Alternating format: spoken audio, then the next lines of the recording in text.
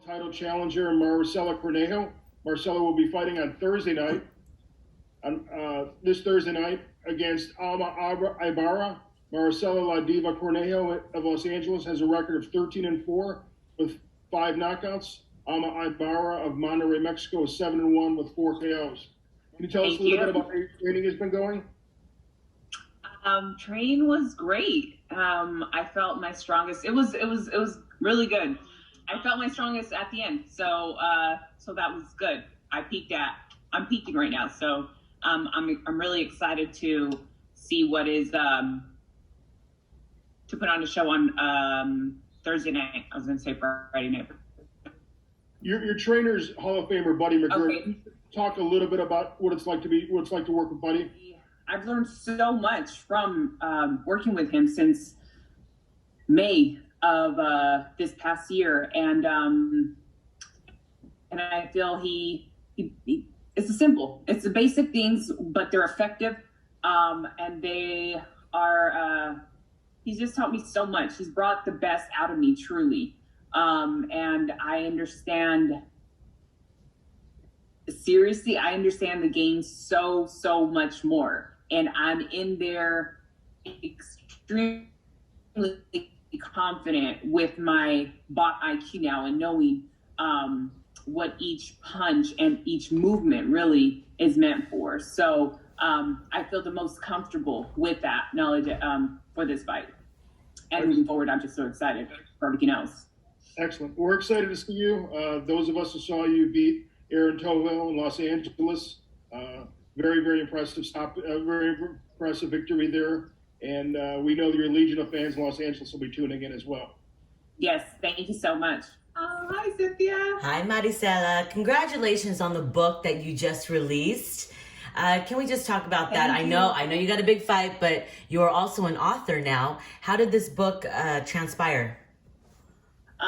Truly, I've always wanted to write, and I've had it within me for such a long time, but I've always, it's easier to say, oh, I want to write a book soon. I want to write a book one day. And obviously 2020 gave us the opportunity to really, 2020 gave us the opportunity to really do, use our time wisely and put those excuses aside and really face everything that we said we wanted to do. So my friend, he's an author as well. And he's, you know what? You just got to write something. I told him all these books that I wanted to write, and he's like, how about we just start off with one? So I finally, we hung up one day, we hung up, and we just needed to, he just said, just write for an hour or two. And I said, okay. I wrote that book in an hour, or even less, because I had it all within me. I knew the story of, I saw it visually. I'm a picture. I'm a person, I see everything in pictures. If you're speaking to me, or if I think of something, it's all in pictures of what I see. So I just wrote the story from there. It's just a story and of how I felt when my nieces and nephews changed my life, and the love that they gave me, and everything that, I wanted to teach them, and dealing with life and my experience with life. But, at the end, everything's okay. Everything's going to be okay. And it's just go out there and screw up, really. But if you're doing that, you'll just learn so much more of yourself at the end. And it's something I wrote for them and for myself, really for myself, because I was crying when I finished reading what I wrote. I was in tears, but I'm very happy with that. And I was happy to do that in 2020, and now it's here in 2021. So I'm excited for my next one. I already have my next one in line. Oh, good. I can't wait to see it. I can't wait for the release. It comes out on Amazon, Barnes & Nobles, and Target, I believe. This 26th. The 26th? This month. Thank you. All right. So this Thursday you are fighting. I remember the last time we saw you fight, you did fight Franchon Cruz Dezurn. Right? What did you learn in that fight? Yes. What did you learn about yourself in that fight? Because I saw you throw a lot harder. Your style was a little bit more different. It was a little bit more aggressive. But compared to your first fight, what did you learn about it in this next fight? About yourself? Well, the second fight, I was able to fight. I was able to fight truly. I I had an excuse, but, you know, it's still an excuse, no matter if it's true or whatever. You know, I had a big, extremely knot in my back, and I had gone to get Grafton's therapy, and that what that does 3 days before the fight, because we left to Vegas, and it loosens you up so much that you feel like Bambi, you don't have a solid foundation. So that's why right now, like, I don't do anything. I don't touch my body to loosen it up as much. But I did that, and during the fight, her whole weight went on me. When she did that, I heard and felt it on my back, and I was like, "Oh my, that's not good." And I felt the only way I felt was paralyzed. I couldn't move. I could jab a few times. Then after that, I was standing straight up. I couldn't bend down. Then she body slammed me. It got worse from there. I'm very green with the rules and everything like that with boxing, so I didn't know, like, it could have been, you know, a no contest, because I couldn't fight. I was just trying to survive to not get knocked out, really. I knew that going forward. I was like, fuck, you know, I'm not going to quit. I'm just going to do what I'm able to do and my body's able to do. So the second fight, here we go again, you know. I got off the plane from freaking Israel, and like 3 or 4 days before I got the call. And I'm coming off of, you know, a vacation. That's not my weight class anymore, but luckily I was on vacation, so I was eating good. You know, I was only like 2 pounds over for the weight class. So I was like, yeah, I'll just go, you know, get a quick sweat, and go to the restaurant, I'm good. so I took that because I wanted to show everybody and show myself also, because it was hard mentally. But to show everybody, dude, I can fight, and I know I have heart. And I know I can throw it down. I know all these girls who have all this, you know, experience with the Olympics and everything like that. I don't have all that background. I only had 4 amateur fights, but I can stand toe to toe with them and give them hell as well. So I know I have that within me, the fighter within me, and it just has taken me some years to really get tuned. And that's where Buddy has helped me so much on just learning the game. And I mean, this is my 10th year of being in the sport of boxing. All these other girls have, like, you know, since they're like 6 years old. So I finally feel that I'm there. And that fight just taught me and showed me and proved to me that I belong there. I do belong there. It's just like, nah, you guys will not write my story. I know what I have, and I know I'm still worthy to be here, and I still have so much to prove. Well, this Thursday, your opponent, she can bang and she can brawl. She wants to take you to deep waters. How have you prepared for that with Buddy? Fighting smart, really. Fighting smart, and just if she wants to, you know, bring it, trust me, my right hand will be there to welcome it. So. All right. Well, good luck to you, and I'll see you in your red bathing suit in the weigh-in. All right. Good luck to you, and be safe. Thank you. Hi, Gail. I'm doing great. How are you? Good. This is your first fight in Puerto Rico, is that correct? As a pro, it is my first time in Puerto Rico as well. So I'm looking at the view right now, and it's beautiful. I don't know that all of us want to hear about that, but that aside, 2 Mexican girls fighting in Puerto Rico. So you're gonna try to get the Puerto Rican crowd on your side. That's an interesting situation. You know what? I hope both of us come here, you know, winning, and they're able to see both of us and 2 women put on a great fight. And because I know she has good schooling behind her, and I'm very excited for the both of us to be in the ring and putting on a good show. We both are going to come out winning at the end. I'm super excited to be here in Puerto Rico, and obviously gain Puerto Rico fans, I'm excited to eat some mofongo after the fight, though. You've got your priorities. I can see that.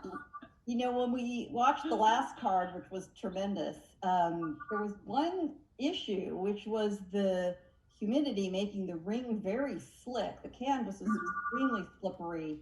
Did you see that, and do you have any concerns about that, or are you kind of steeling yourself in case the humidity gets to you guys? I've trained in Miami. I've dealt with the humidity. I mean, it's going to be both of us dealing with it, really. So it's not going to be like only I'm going to be dealing with this. So, I mean, once we're in there, we're going to make it work. I'm sure we're just, what other options do we have? So. Right. Well, you've been away a little bit. We're glad to see you back. What plans do you have, assuming all goes well, this week for the next 6 to 12 months? I mean, get this win tonight, Thursday night, and you're ready to go. Where we go from there. Yeah. But I'm not looking.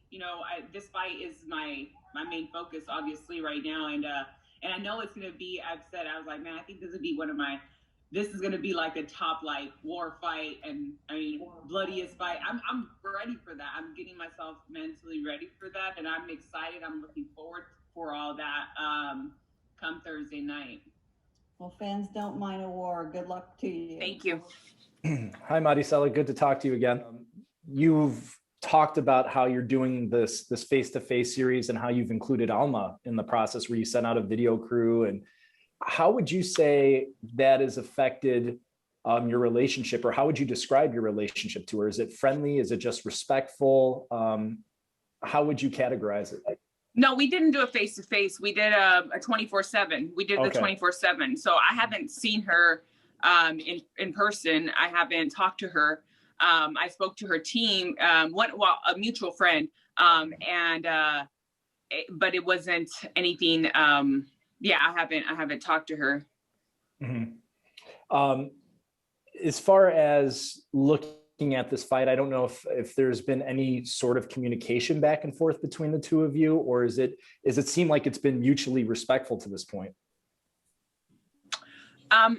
That I've heard, I mean, I haven't heard anything, negative, really. I'm sure once the 24/7 comes on, I'll learn a little bit more, because I haven't seen it. I'm gonna just watch it when we all watch it, So I'm be like, okay. So, but it's a fight. It's a fight. We're gonna fight each other, but I'm sure she has respect for me, and the same goes to me with her. I have a lot of respect for her, as in I know she's gonna bring it. I'm expecting her to bring it, because after the fight, I want that same attitude at the end. Is just nah, I was ready. I gave it my all, and she didn't succeed. So I don't want it to be, oh, she was too big, oh, the weight class wasn't mine, oh, just things like that. So I'm happy she's feeling her best, and I'm happy she's gonna bring it. Probably my final question here. I know that obviously this is a great opponent, someone that's very strong. Is it hard at all to stay entirely focused on her, or in the back of your mind, is there kind of this revenge against Franchon in the back of your mind, that I want those titles and I want to erase those 2 losses? No. I mean, those losses are going to be there forever. But I mean, the people who, no, it's no revenge for anybody. It's just every time I step in there is just to be a better me. I'm not trying to, compete with anybody out here. I think I'm gifted in my area, and everybody has their own gift. So I'm not, focused on anyone else, but making sure I step in there better than the last time that I stepped in there. Sounds good. Thank you, Maricela, and best of luck. Thank you so much. Thanks, Jeremy. Maricela, we're waiting for other questions from the media. Can you talk a little bit about this month of March, where there's been so many incredible women fighting on all these different platforms? Clarissa, yourself, Jessica McCaskill, Cecilia Breakhouse this past Saturday night, Amanda Serrano in a main event at Ring City, USA next Thursday night, Ramla Ali also fighting this Saturday on DAZN. Can you talk about how important that is for women's boxing, and what your expectation is for women's boxing the rest of the year on these different platforms and being promoted properly?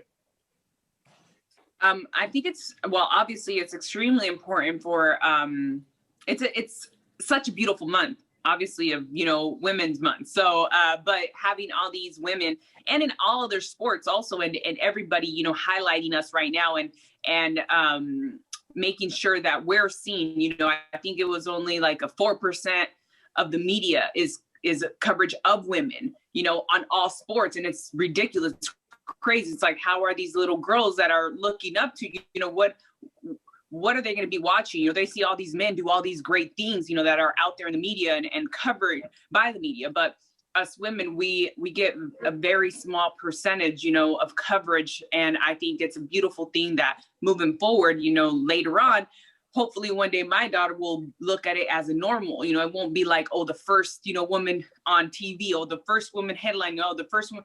It'll be a normal thing. So I think it's very important, and the coverage, but not only coverage, but making sure there's a storyline behind it, and like they do with the men, just the same way, you know, just promote us the same way, and you'll see there'll be extreme growth and extreme interest in women's boxing because they have that storyline background like they do with the men. Yeah, I'm excited. I'm excited to be a part of this movement, and for what's to come for those little girls, you know, the youth that's coming next, for them, what they have and what they're going to do also for the next generation. So